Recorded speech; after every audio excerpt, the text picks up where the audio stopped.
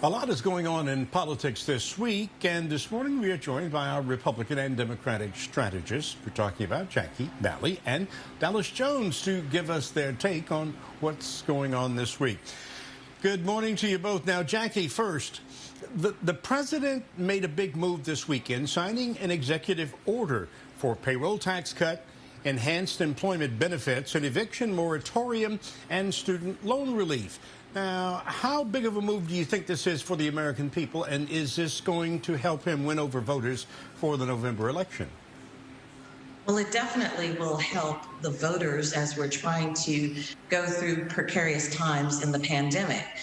Specifically, he is giving a payroll tax holiday applying to anyone who makes less than $100,000. He's going to have a federal unemployment enhancement of $400 per week. And as you mentioned, he is deferring student loan payments and extending a moratorium on evictions. These are all necessary steps that we need because of the pandemic and the economic crisis that has pushed us into. So it's very helpful for those of us who are voters and very helpful for those of us who want to get back on our feet. Now, Dallas, the executive order has sparked a lot of controversy with Democrats like Nancy Pelosi and Hillary Clinton slamming the move, calling it a political stunt and even unconstitutional. Why do you think that is? Well, that's exactly my response to what Jackie is saying. This is nothing more than a political opportunity for this president who sees himself dropping in the polls. First of all, to extend unemployment benefits about $400 with a mandate to states that require them to pay an additional 25% when the states do not have money and have already asked the federal government for $500 billion. It's unconstitutional because only Congress can regulate tax policy. That's what the Constitution says. That is the purpose of the Congress. If the president could unilaterally make decisions about taxes, which these executive orders also put forth the payroll tax cut. Well, listen, this is nothing more than an attempt of this president to continue his war on Social Security and on Medicare for those that need it the most. So it's ill-guided policy that this president is signing into executive order with no real authority to do so, only simply for the purposes of trying to rise in the polls. That is not how you govern. And so it sounds really good, and I'm glad to hear you read off the list, Jackie, of these things that, frankly, this president has put forth with no mandate and no real policy behind it that can actually affect those that need it the most. And that's the key about this. Jackie, this question's for you. Joe Biden is walking back a comment that he made earlier that appears to be disparaging black people here in America. Let's do the soundbite first. Unlike the African-American community, with notable exceptions, the Latino community is an incredibly diverse community with incredibly different attitudes about different things. Well, the president made sure to jump on these comments, saying that Biden totally disparages and insulted the black community. What are your thoughts? And Dallas, we want to get your thoughts on this as well. Well, this is not the first time that Joe Biden has said disparaging or negative things about the African and black community. And we all know that he needs a large percentage of them to go to the polls and vote for him. He's been pandering to them ever since he decided to run for president. He even pigeonholed himself and said that I'm going to choose a black woman as a vice presidential pick. One of them who is in the running is Kamala Harris, and she herself has said when she was running against him as a potential presidential nominee that Joe Biden is extremely racist, and his policies have proven how racist he is. So did Cory Booker. So this is not the first time that Joe Biden has made disparaging remarks against black people, but now because he needs them to vote and he needs them to go to the polls, he is trying to brush a lot of those comments aside. Hopefully, African Americans will wake up and realize that he is not their candidate.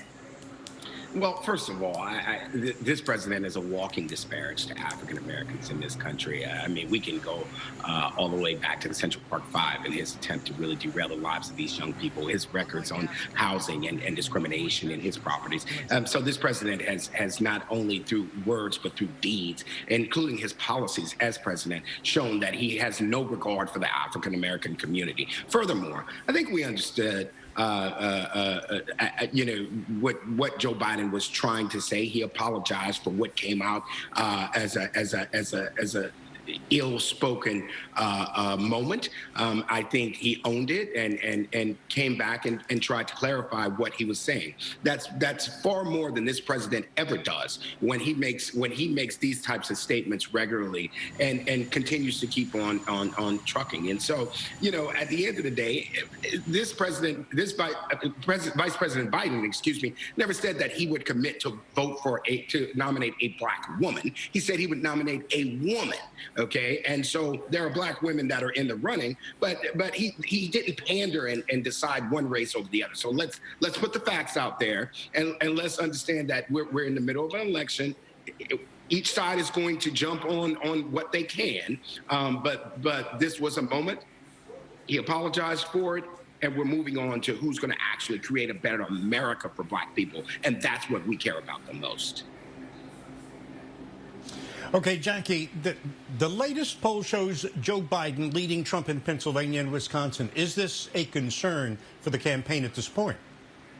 I think we should be looking at key states, and you mentioned two of them.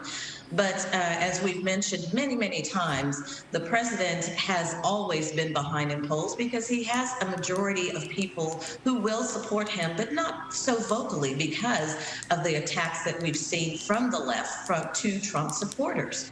Now, one of the many things that are not talked about, especially in mainstream media, the Trump campaign has been very active on a grassroots level, going out into the neighborhoods, going out into the community. Meanwhile, the DNC and other Democrat strategists are trying to keep Joe Biden in the basement.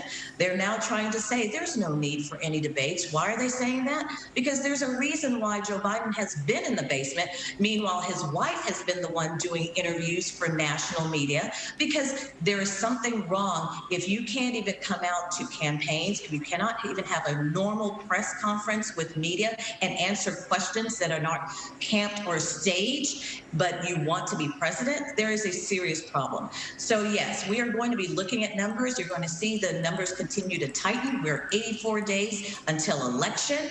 And the more Joe Biden hides in the basement, the better President Trump will be.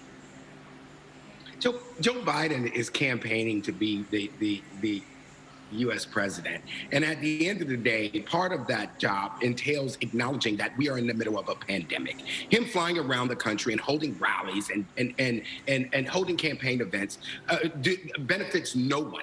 And it is actually contrary to what we ought to be encouraging people to do in order to protect themselves during this time. So no, he doesn't mind a fight. And the Biden campaign has not said that they do not want to debate.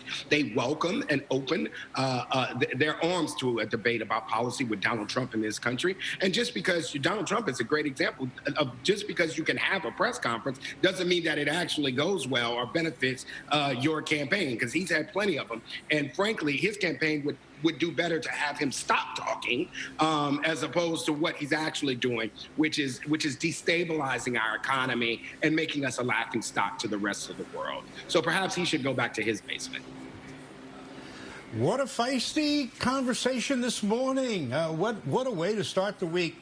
We will get your take on a few things that will be happening throughout the week as well. Thank you, Jackie. Thank you, Dallas, for joining us this morning for Fox Morning News.